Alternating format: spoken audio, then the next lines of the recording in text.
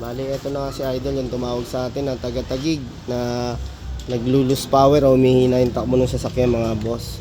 Dahil nga sa 87k mileage ang nakita natin sa tinakbo ng sasakyan. Tapos may nakita na nga rin tayo kay boss na may crack na yung kanyang hose. Ayan o. Ayan o, laki o.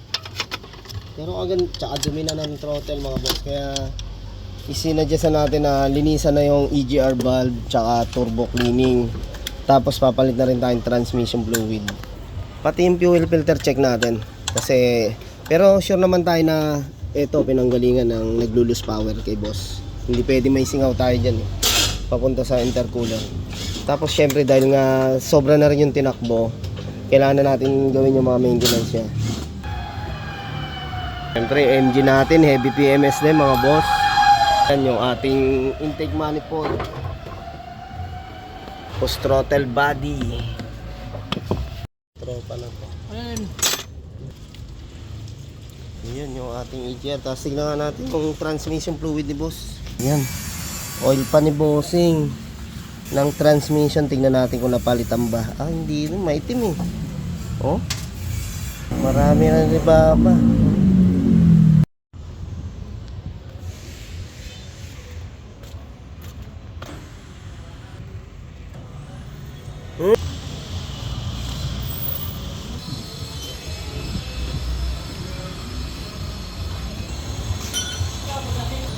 Mamaya tanggalin mo rin para ano.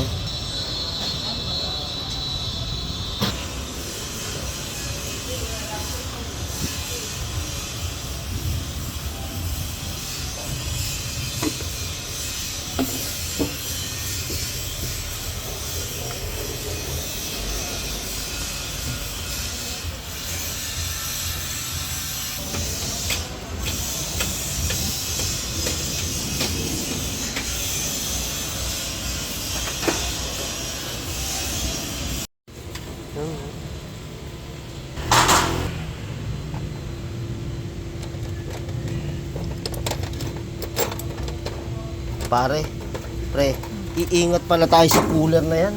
Huwag natin tututunin, no? Kiyaan mo na madumi, no? Kahit yung degreaser, parang alanganin rin, no? Sabon lang, huwag na natin ano yan. Okay na yun, biglang magyari yung ganun.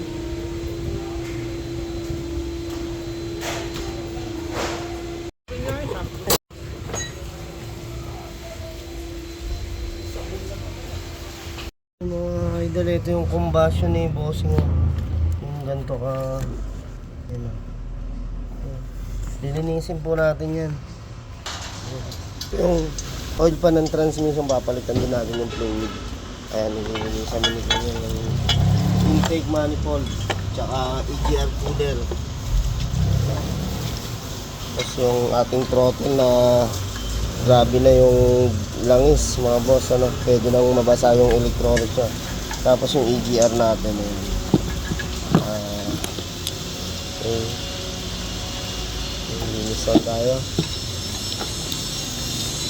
Ito yung oil pan ng transmission mga boss, lilinisan lang natin, no? Hindi tayo ng kerosene. Tapos mamaya degreaser para matanggal yung mga manja-manja. Tsaka natin sabunin. Tapos yung transmission filter ni boss, yan, nilinisan lang natin. Ano. Panlinis dito mga boss, patuluin nyo lang maigi. Kaya kung sobrang dumi, pwede yung kerosene. Tapos ang pinakapambanlaw natin dito yung transmission fluid din mga boss. Basta kahit anong fluid na transmission fluid, basta malinis. Para yan bumalik yung linis. Habit namin din. Ayun mga boss, ito na yung mga nilinisan natin na naunang parts. Yung ating throttle body. Yan. Kasama mga tornilyo na ating nililinisan. Tapos yung intake manifold natin mga idol, no? Tapos ito mga boss, yung ating GR cooler. Ito sa mga ganito mga boss, ano, tips natin, no? Kasi meron tayong isang customer na subscriber sa YouTube. Siya naglinis ng kanyang EGR. Ginawa niya dito sa EGR cooler mga boss, binabara niya ng Sunrox. Pero may halo din naman daw tubig. Kaya lang nung sinalpak niya na, umalo na yung coolant, lumalabas na yung coolant. Yung coolant nito napupunta na sa EGR kaya nababasa yung bandang mga EGR na parts. Bali to, nung tinanggal, basa. May mga coolant. Ito boss, mga idol, ito coolant to eh. Madaloy dyan yung coolant natin sa loob. Ayan, bali dyan. Nung nabutas siguro yung tubo, lumabas na rito. Ayan. Ingat lang po, hindi pwedeng basa-basa chemical dyan. Yung degreaser dyan, yung hindi ganun katapang mga idol. Kaya kung kaya linisin nyo ng kerosene tsaka sabon, tubig, banlaw agad, yun. Ingatan nyo to, yung EGR cooler natin na to, mahal-mahal to mga boss. Alas na naman pa rin turbo. Ayan. Bossing. Mahal na rin.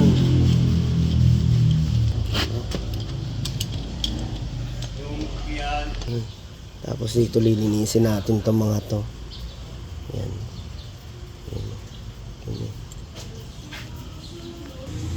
Engine natin na heavy PMS din. Ito yung intake manifold, tapos yung throttle lilinisin natin. Papakabit na natin bossing yung oil pan ng transmission. Ayan.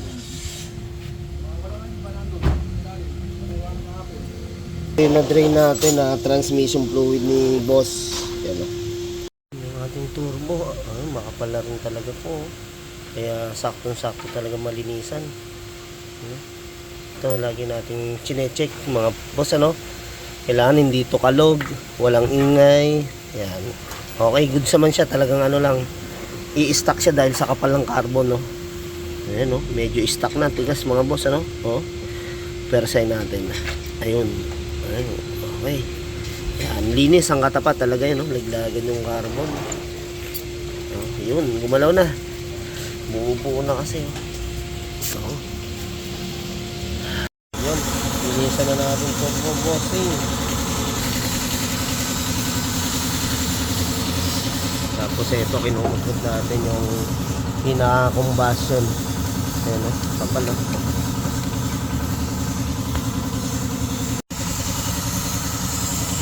So tinutukan na namin ngayon yan para matapos yung malinis natin na EGR boss.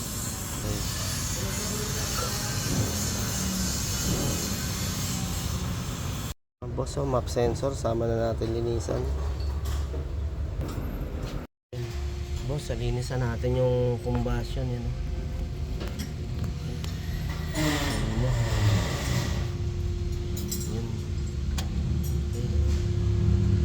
Tanggalin natin yung mga basahan.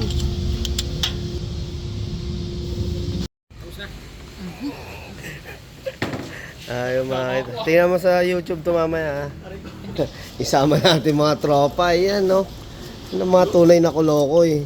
Sarap ng pagkain Paksiw. Wala ni. Natin pagka boss.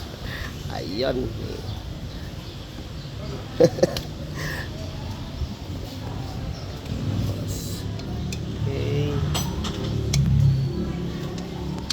Kinakabit na namin yung throttle body nitong MG.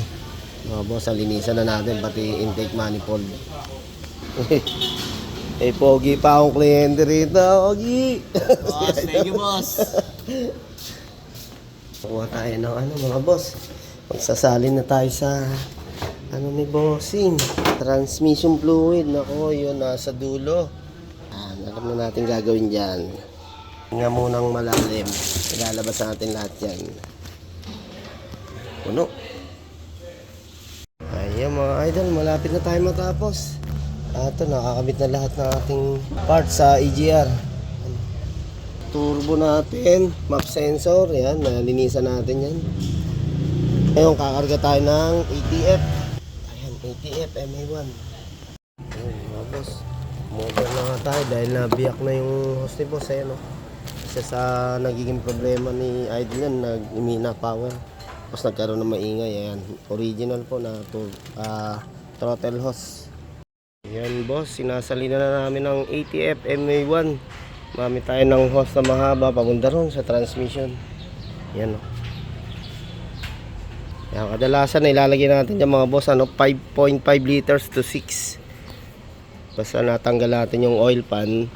Ayan. Kailangan natin na hanggang 6 liters. Yan na yung ating ATF.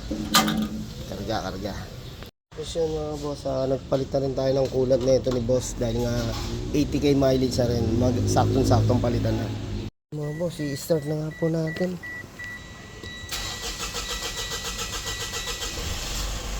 Yun.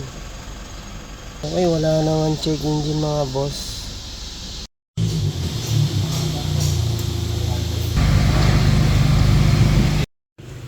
Okay mga idol, bumalik na yung hatak ng Mitsubishi Montero ni Idol. Ayun, dahil sa heavy PMS saka yung pinalitan natin na throttle hose. Ayan, thank you kay Idol, maraming salamat po. At syempre kay Idol Francisco, thank you sa'yo boss.